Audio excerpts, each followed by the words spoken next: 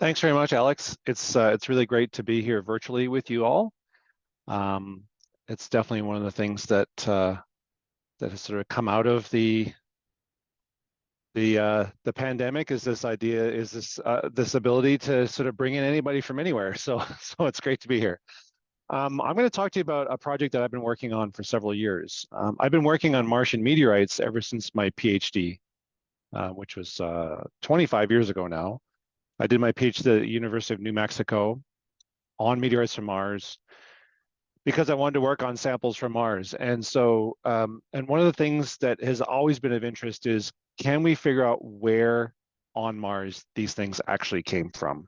So what I'm going to present to you today is actually in review in a paper for a journal. And so it's new research. It's taken several years to kind of pull it all together. And I hope you find it interesting. So I'm going to start by talking about the Martian meteorites, a bit of a history of them, how we know they're from Mars, and then talk about how we think we know where at least half, we think, of the Martian meteorites actually come from on the surface of Mars. So a number of collaborators here, former students and colleagues. Just to note, it's definitely a sort of a global sort of list of collaborators. So Martian meteorites were not known to be from Mars until the late 70s, early 80s. There were three significant meteorite falls that you can see there: Chassigny in France, Shergoti in India, and Nakhla in Egypt in the 1815, 1865, 1911, respectively. And because these were different from known meteorites at the time, they were, but not known where exactly they were from. They were grouped together as SNC meteorites. And then other ones came along, including Zagami that fell in Nigeria in 1962, and then others with the letters and numbers here that were collected in Antarctica. And then others and then as they were collected, they recognized that they were like these other ones. And so the SNCs became Shergotite, Nakhlites, Chassinites. And that's a legacy we have to this day. You'll see me refer to that. So these SNC meteorites, or Shergotite, Nakhlite, and Chassinite meteorites, were all sort of oddballs. They didn't match anything else until three key papers. The first was Reed and Bunch.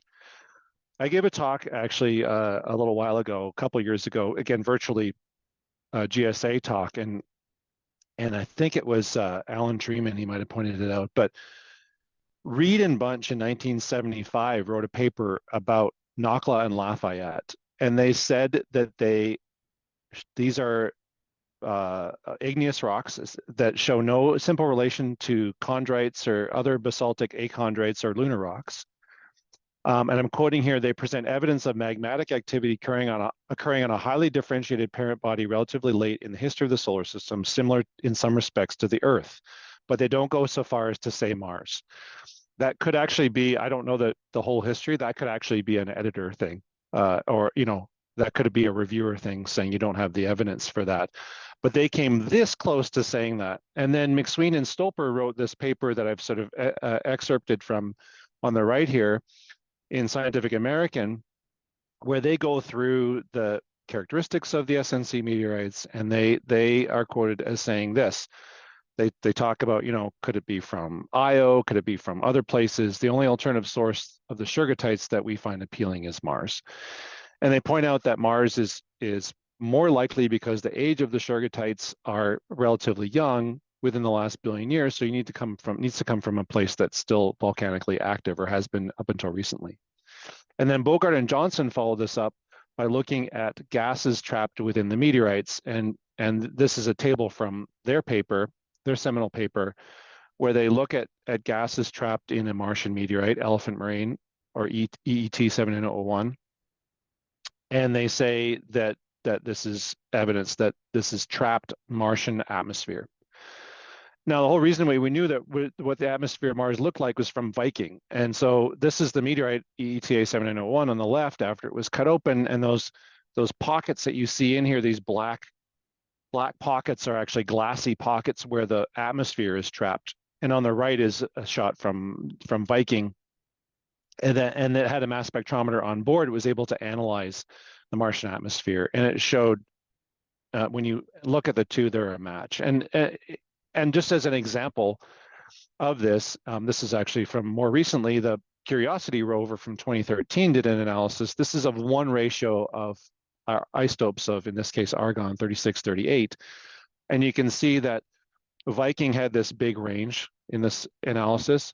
The Martian meteorites have a fairly limited range, and MSL analyzed it more precisely. And all of these three things here match. So that, among other things, is a fingerprint that says that these are actually from Mars. And notice that it's offset from the Earth or Jupiter or the Sun. So this plus other parameters, including other isotopic ratios, are a one-to-one match. So that's how we know they're from Mars in the first place. Okay, and when I started my PhD, we knew of a dozen. Now there's something like 200. But you can group them into, again, shergottites, knocklights, and shastinites. I'm grouping them more on the basis of sort of the petrology and age now. And so the traditionally sort of named shergottites constitute something like 82% by number of that 200. And they all have ages about 165 to 600 million, maybe 800 million, depending on, some sort of preliminary results from some, but they're all very young. And so keep in mind, this is the vast majority of all of these meteorites. The second largest group by number is the knocklights and shastinites, which match in age around 1300, 1340 million years. And they're the next biggest group. And then we have just 3 examples by number of augite-rich shergottites, so about less than 2%. And these are so-called augite-rich shergottites. I don't really like the term, but anyway, they're rich in augite, high calcium, or also known as high calcium pyroxene, but they have ages around 2400 million years. So they're in a different age group. And then we have 2 sort of singletons, one-offs that are oddballs. We have Allen Hills 84001, which has an age of 4100 million years, or 4.1 billion. And then we have NWA 7034, which is a breccia. So if you look carefully at the texture, all of these except for NWA 7034 and other, here I'm including pairs. So there's a number of other meteorites that have been paired. Basically, it's the same rock, but found at different times, paired with the NWA 7034. I'm counting that as one. All of these other ones are igneous rocks that you can see quite clearly, igneous rocks with igneous texture, like olivine phenocryst with a ground mass of pyroxene plagioclase, or in the case of knocklights, cumulate clinopyroxenites with some olivine in it.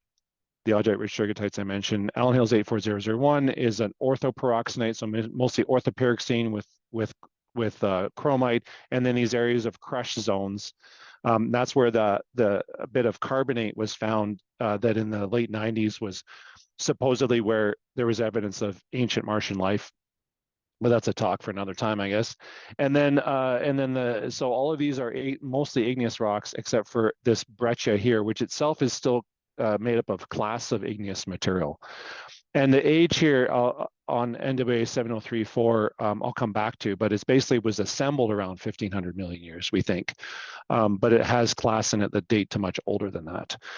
So with the exception of that one in the lower middle, the rest are all thought to form in this sort of way, where you crystallize things like different types of pyroxene from the melt maybe at some depth within the crust of Mars, and then they're erupted and placed at the surface as lavas, and then you get other minerals forming. There's other ones, there's different types of shergottites based on texture. Knocklights are similar in terms of their sort of accumulation of different types of minerals.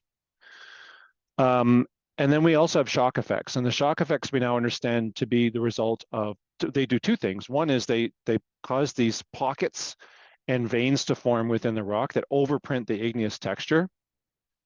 And they record, we think, the event that launched these rocks off of the surface of Mars. So we can interrogate the conditions under which these pockets and veins formed and actually get an idea of and constrain the process by which the rocks are blasted off the surface of Mars. And we now understand that the physics looks something like what this next illustration shows. This is a new painting, by the way. You might have seen other sort of illustrations of this, but as an aside, Maria Dirks was a student that I hired last summer for a project, but it turned out that she has a minor in fine arts. And so we worked together and to come up with sort of an updated version of this painting that you might have seen versions of before. There's quite a well-known one by Don Davis. This one shows I've added a couple annotations here, but it basically shows, imagine a point on the surface of Mars where an impact occurs. So something has to hit the surface of Mars. And this in the upper right here is where is sort of capturing that cratering process in the act. The crater is starting to form. You've blasted the hole, and the debris coming off of here, the ejecta, some portion of it can get accelerated fast enough to leave Mars gravity. And we're talking about things that are sort of half meter in diameter that get ejected from Mars. So I've highlighted this one here, and then it goes into orbit around the sun. And then if we're lucky, it crosses the orbit of the Earth and falls to the ground as a meteorite. We now understand this physics of ejection a lot better. Thanks in large part to Jay Milosh, who figured out the physics of doing this in the 1980s. And then more recent models that are really key, including the one by Bowling et al. 2020, who was a former student of Jay's. And so what happens is that at near the point of impact, you have, so first of all, consider the impact process. This object is going extremely fast, several kilometers per second, and the impactor vaporizes, basically explodes. But the point of explosion, because it's going so fast, actually is beneath the surface of the planet, beneath the surface of Mars, because it penetrates a certain distance before it basically explodes. And so the shock wave comes from what's here called the equivalent center. The shock wave comes from there. Now the shock wave then goes into, beneath it, this equivalent center goes into making the crater, goes into all the damage of the rock and melting and all that kind of thing that forms the things that we see in a typical crater. But near the point of impact, near the top part, in the top sort of few meters, you have this interference zone where essentially in the waves that come from the equivalent center directly to this point A and the one reflected off the surface here kind of help to cancel each other out in terms of peak pressure, and put enough energy into the particle to eject it, to get it going faster than Mars' escape velocity of 5 kilometers per second. And so this paper essentially figured out, how do you get something off Mars without completely obliterating it?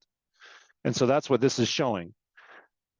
We also now have this concept of the dwell time, tau, which is essentially the time between the time when the shock wave arrives and is released.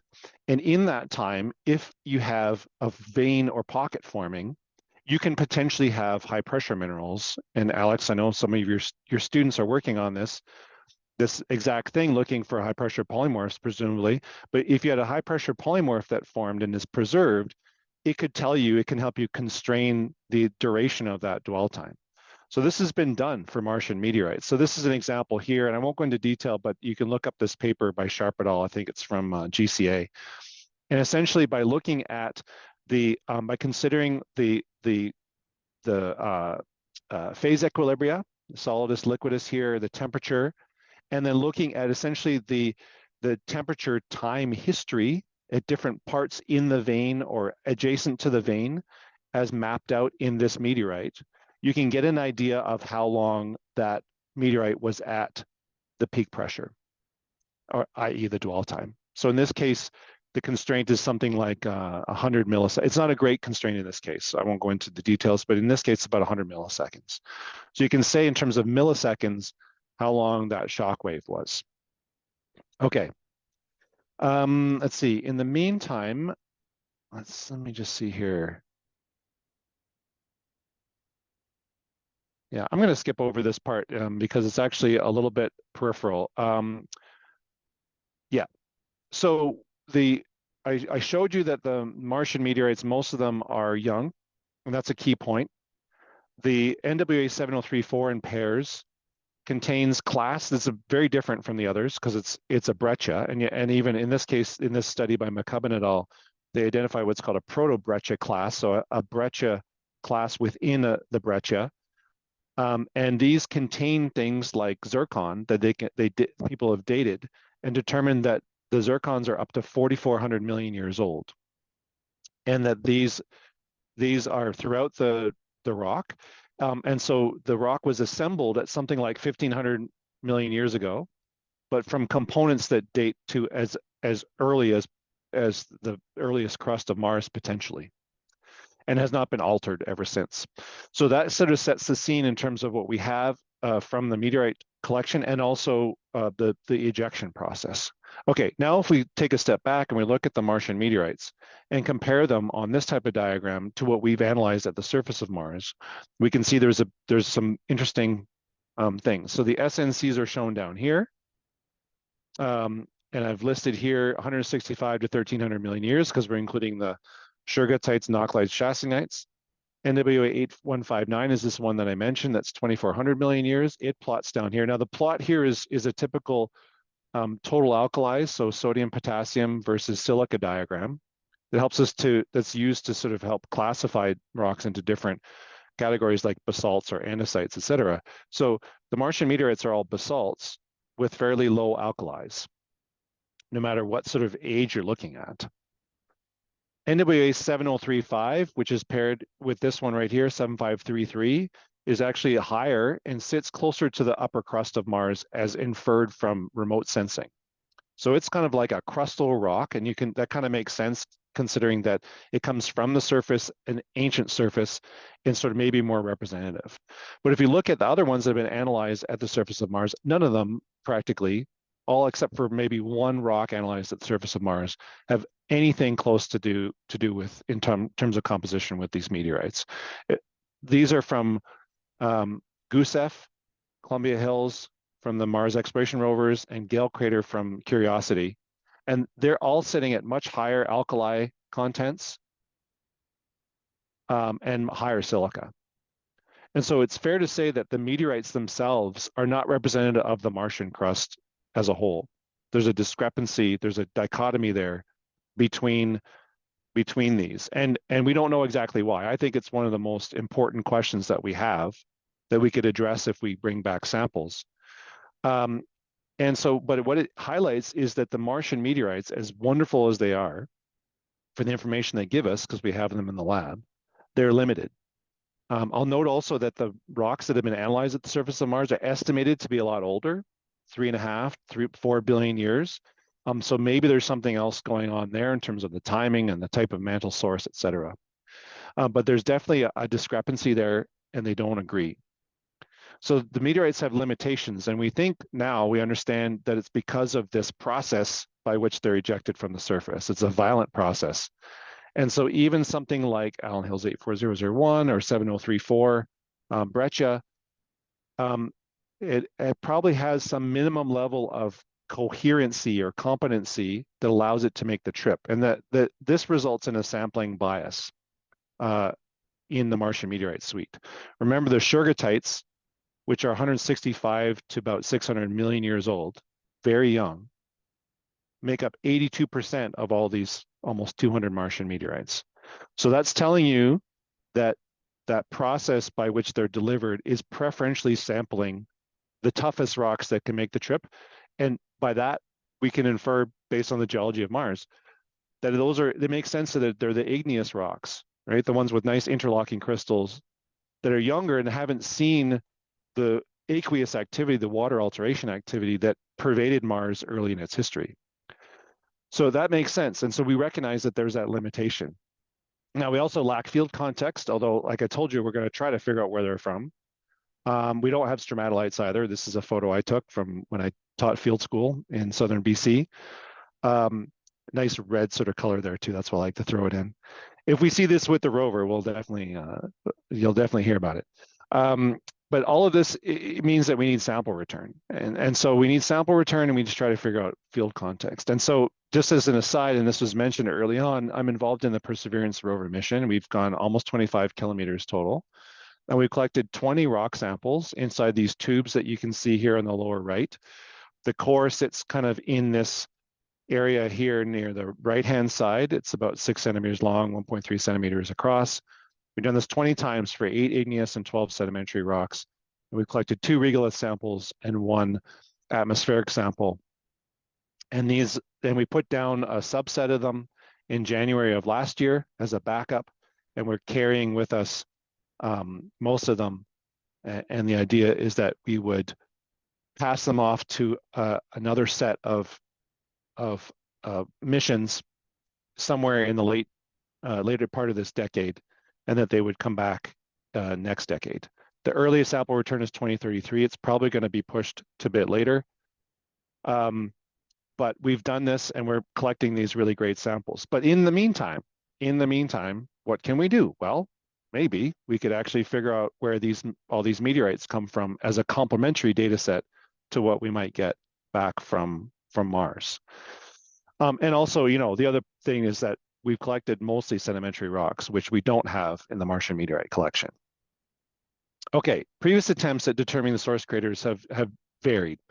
I'll just highlight one here, a couple, but this one in particular, I want to point out, because what they did in this case is they used a data set of a global map from the Omega instrument of spectroscopy, so the mineral signatures from all across the surface of Mars, and tried to use then laboratory-based spectra from the meteorites to match them up. And you can see here they find a whole bunch of spots on Mars that seem to match. The problem is that Mars is an igneous planet, and the signatures that you're getting are olivine and pyroxene, and that's pretty much it. And so the issue with that is that, yeah, if you look at the signature of spectra from Mars, you're going to see that, and you're going to get some things that look like matches. The problem is that all of these matches come from the more cratered ancient terrain here. You can see that if you look carefully. And that cratered ancient terrain are rocks that are much, much older than the known age for the Martian meteorites. So we think that the Martian meteorites are more likely to come from the younger igneous terrains like Tharsis here and Elysium over here. Now, if you look at those areas, Tharsis and Elysium, this is a map showing the dust cover on Mars, and the dust cover is greatest in those areas. So of course, when you look at the spectroscopy of the surface of Mars as a whole, you're going to get a signature from the places that have less dust, but those places are the older terrains. So it doesn't match up in that regard. So we think that the better way to do it is actually what Pete McGinnis-Mark and Tim McCoy and Jeff Taylor and Klaus Kyle thought about in the early 1990s, which is to say they're probably from Tharsis or Elysium, from those areas that have the younger igneous terrains. So they identified here, you can see 9 different craters in the Tharsis area. And interestingly, this was before a lot of the physics was worked out and the crater diameters were worked out. So at that point, the modeling said, well, you need to have a crater at least 100 kilometers in diameter. And they just said, well, let's just cut that by 10%. We'll just say, well, let's assume a minimum 10 kilometers because, there's more of those craters and maybe the physics isn't quite right. And they come up with these. And also, it was also assumed that there'd be a single source for all of the Martian meteorites at that point as well. So they're looking for one single crater for the Martian meteorites, although I do note that the title says parent craters, plural. So we think this is a better way. So let's look at the constraints that we have. We know that they're biased, as I mentioned, towards Amazonian igneous rocks. Now, the Amazonian is the most recent epoch on Mars, so it's less than about 3,400 million years, okay? So that's one thing. And then the ejection ages. These are obtained by using cosmic ray exposure, trying to figure out how much time it elapsed between the time when the rock left Mars and the time that it was collected on the surface of the Earth. And if you look at other previous papers, they'll say there was probably 5 to 8 distinct events based on clustering of the ejection ages with each other. The Shergottites are all about less than 5 million years. There's several sort of groupings, less than 5 million years. The Knocklites and Shastingites, I'm not exactly sure what happened in this plot, but they all cluster right around 11 million years, and we think they all come from the same event at about 11 million years. And so this is another clue. This tells you that the craters that these things were derived from have to be pretty young, have to be pretty fresh if they were only delivered in the last 5 to 11 million years. Basically, all of the Martian meteorites are within the last 20 million years. Even the oldest is right up around 20. So we can start there. We can say, okay, let's look at the youngest, freshest, or best preserved craters. And we can use criteria for this. We see things like primary impact melt bearing deposits, as shown here on the right, with this sort of pitted appearance. That's been demonstrated to be an indicator of how fresh the crater is. And the other thing is that rayed craters that have far-reaching clusters of what are called secondary craters, basically stuff that got ejected out. We kind of call them failed meteorites because they get ejected out to some distance, but not fast enough to leave Mars gravity. And so Livio Tornabene has come up with, he led some of this work initially in the 2000s and 2012. And then in his 2012 paper, they came up with essentially a list of these young craters, these fresh craters. And then he's added to that. It's on Zenodo now. And 2023 has a database of almost 300 craters that use these criteria. They're also ranked in terms of like 1, 2, 3, 4, 5 in terms of freshness. So that's our starting point for where these Martian meteorites might come from. But there's 300 of them. Now, at the same time, Benedix et al. And Laguin et al. Have demonstrated the application of machine learning to remote sensing data from Mars. And they've come up with what's called a crater detection algorithm.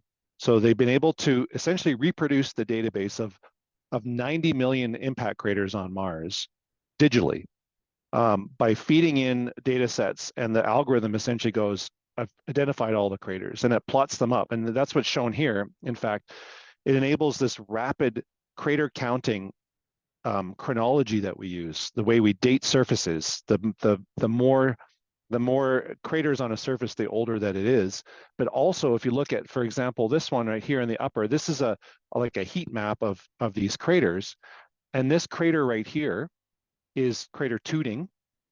And you can see the rays that come off of it. In fact, the rays are even more visible. These are secondary craters that the algorithm has picked up. So you can see those rays coming off. And so we can use this for two purposes. One is to say, oh, that crater has very visible rays and secondary craters coming off of it.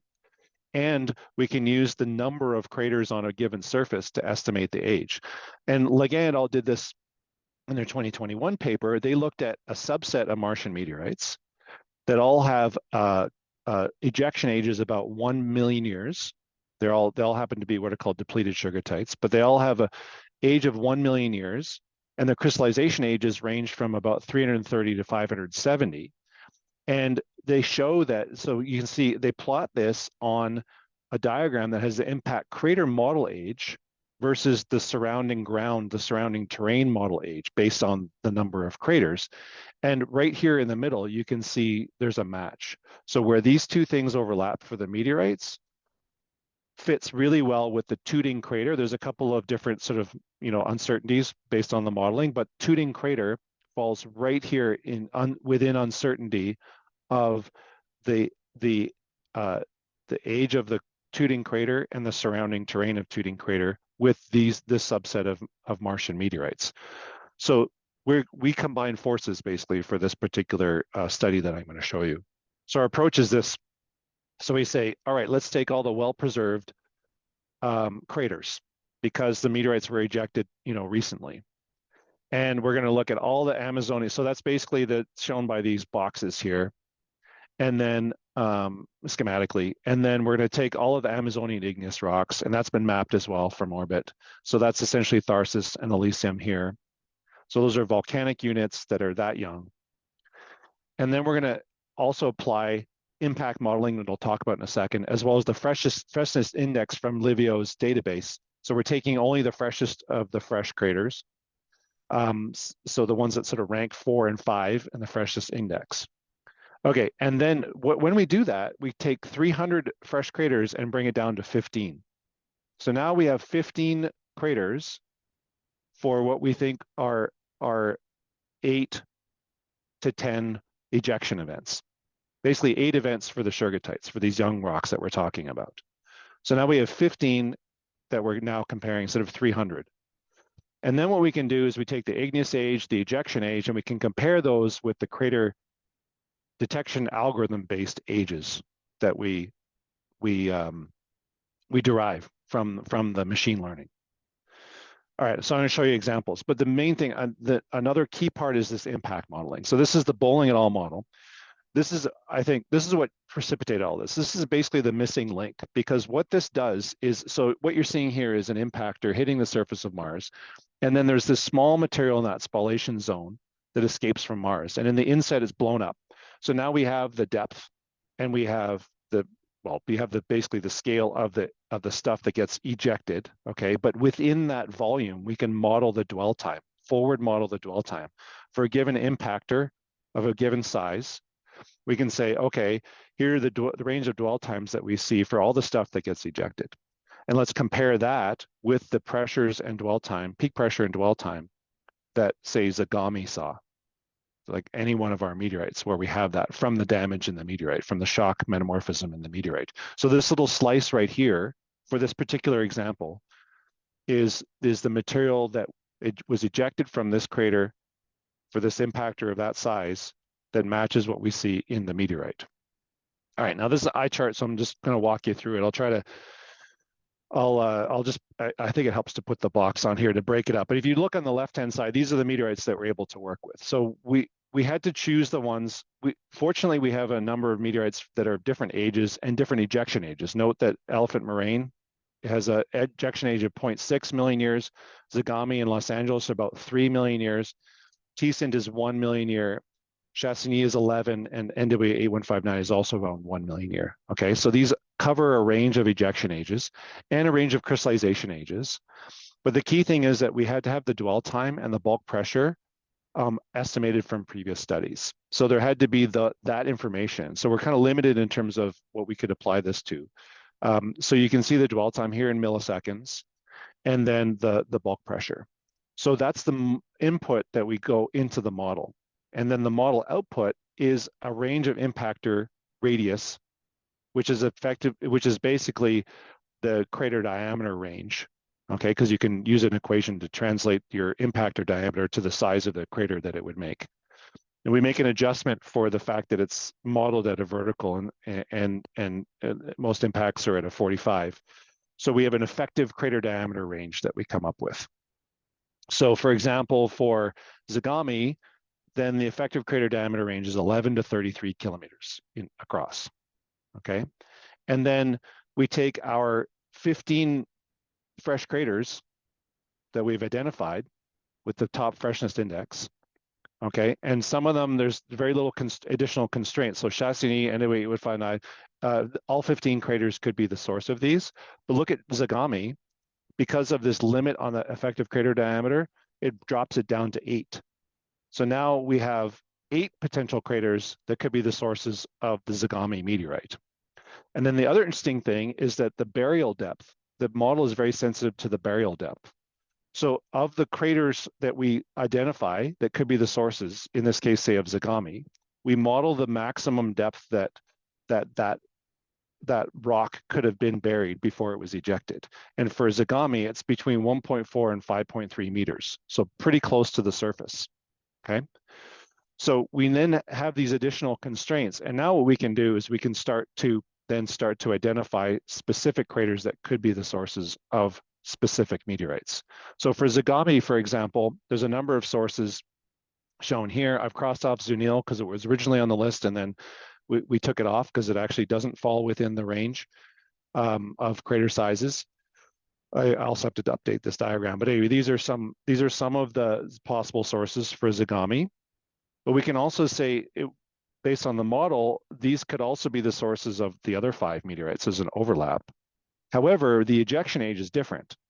So Zagami and Los Angeles have the same ejection age, but the ejection age is different to the other ones. So it's unlikely that all the meteorites are derived from the same crater. So we can then say, okay, Zagami has an ejection age of 3 million years. Which of the craters is it most likely to be from? Okay, so this is where the crater crater detection algorithm machine learning comes in. So if we look at Tooting crater, that's one of the craters that falls on the list. And Leguin et al. Got an age for the crater of about 1 million years and a surrounding terrain age of about 310 million years. And it's been well mapped, well understood. ISSET, which isn't part of our study, has an ejection age of 1.1 million years. So that's good, it overlaps, but has an igneous age older. This is 574 million years. However, in the suite of these meteorites, the youngest in the suite is NWA 1195, another one that was ejected at the same time. Its age is 348 million years. So that's actually overlaps with the surrounding terrain age. So that's a really good match. Now, that was already known from Leguin et al. The key thing here is that the burial depth for our model is 26 meters. So if ISSET came from this crater Tooting, based on our modeling, the maximum depth was 26 meters, which makes sense if ISSET was buried by other younger flows that are in that difference, that are shallower than 26 meters. So essentially, effectively independently, we've corroborated what Leguin et al. Have shown for ISSET and these 1.1 million year ejected Shergotite meteorites, that they come from this crater Tooting. Okay, another example is the crater Chakpar.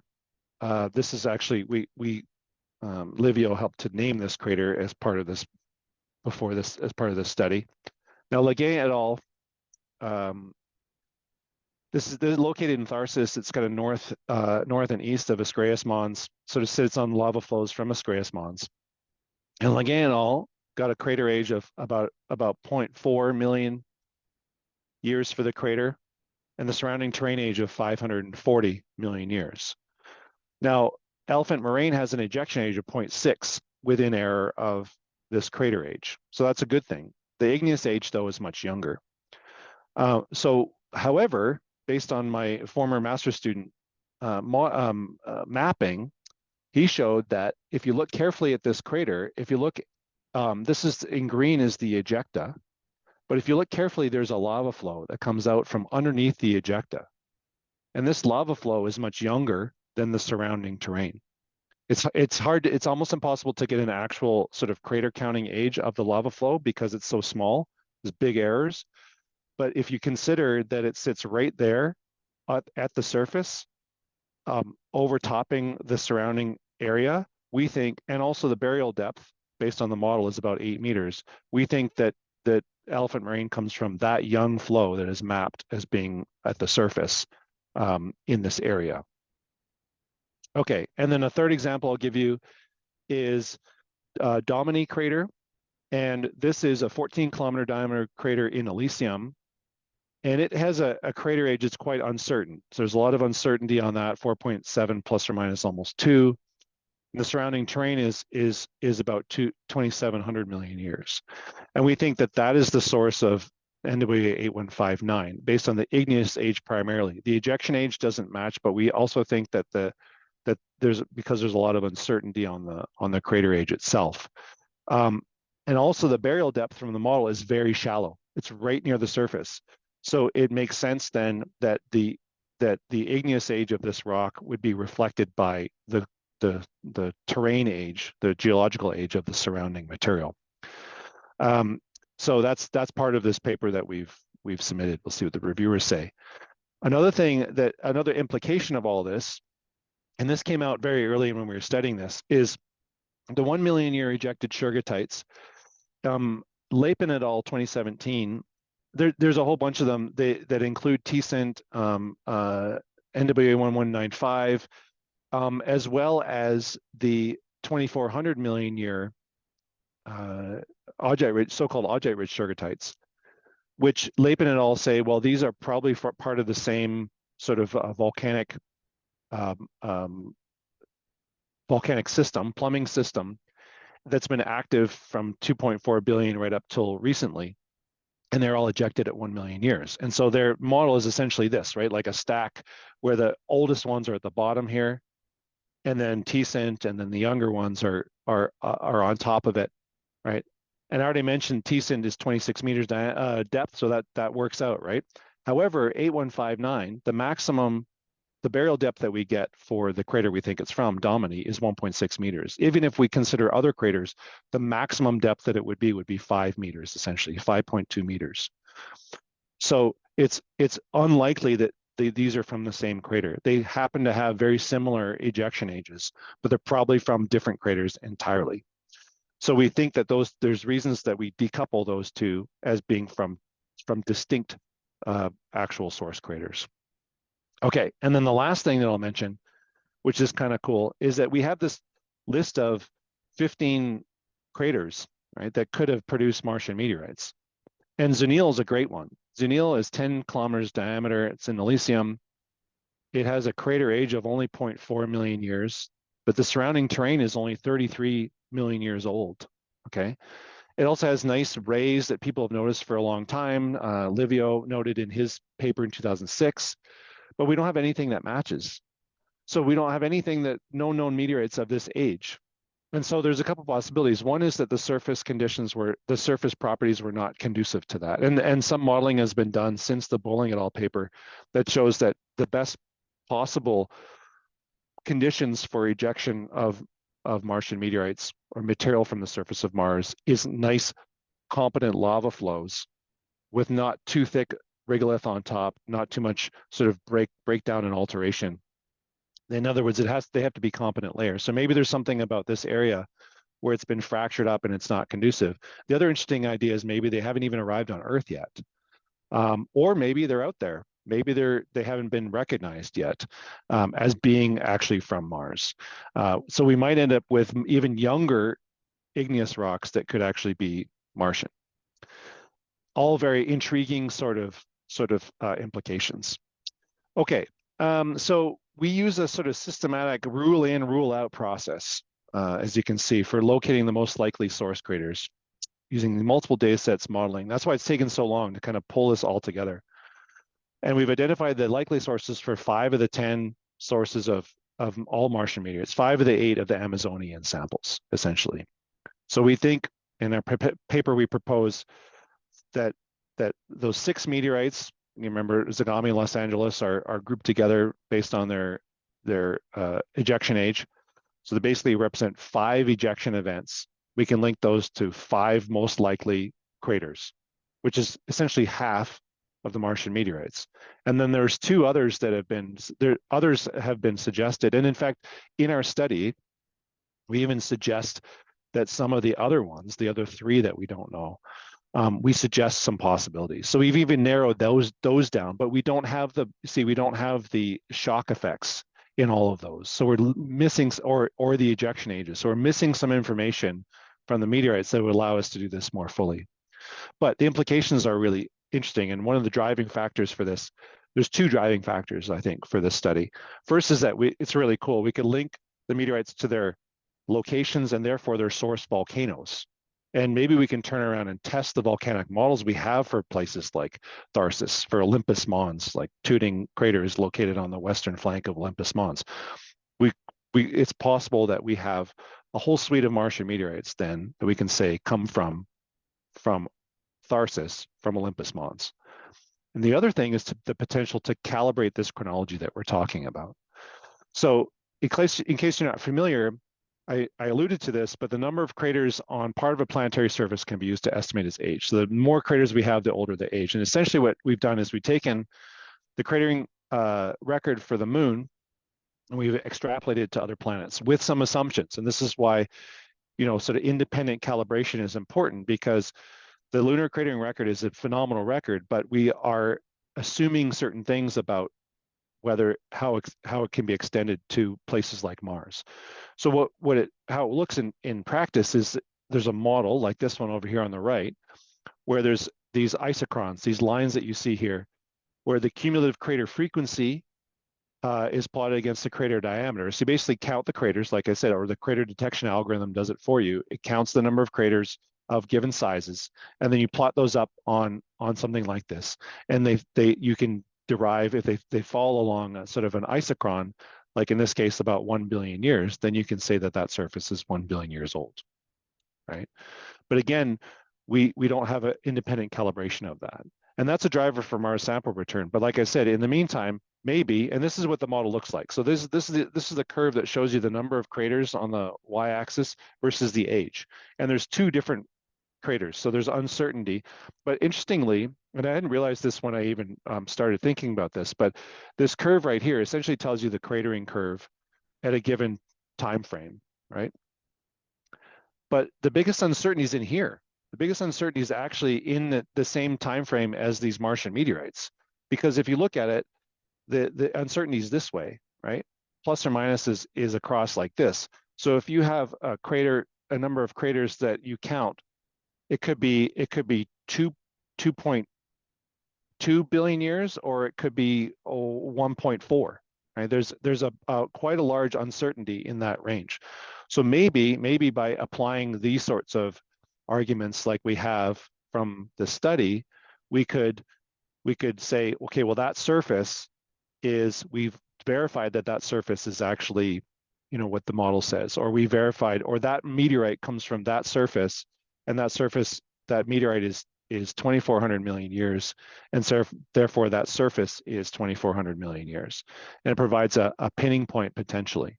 And remember that these samples collected by Perseverance are much older. They're sedimentary rocks as well as igneous rocks, but they're like 3.5 to 4 billion years. So it's not like we're doing that work. We're doing something complementary, and I think that the two goals could work together. So I'll leave you with that thought, and I'm happy to take questions.